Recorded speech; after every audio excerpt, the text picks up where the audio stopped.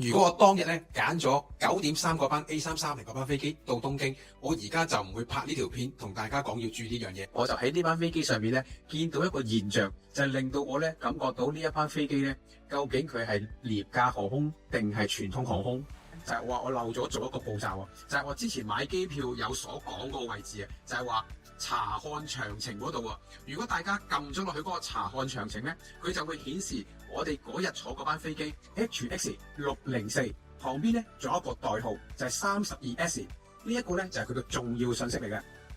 其中香港航空嘅網站裏面咧仲有一個資訊可以再深入去了解嘅。大家當日坐嗰班飛機嘅詳盡資料，好似機上有冇電源嘅插頭啦，座位嘅距離有幾多啦。咁 A330嘅客機咧，佢睇啲數字你會見到嘅，佢係隻大飛機嚟嘅，左邊2個位，中間4個位，右邊2個位，同埋咧座位與座位之間咧係寬闊好多嘅係。大家可以比較下兩款機嘅座位距離，可以相差2到3寸，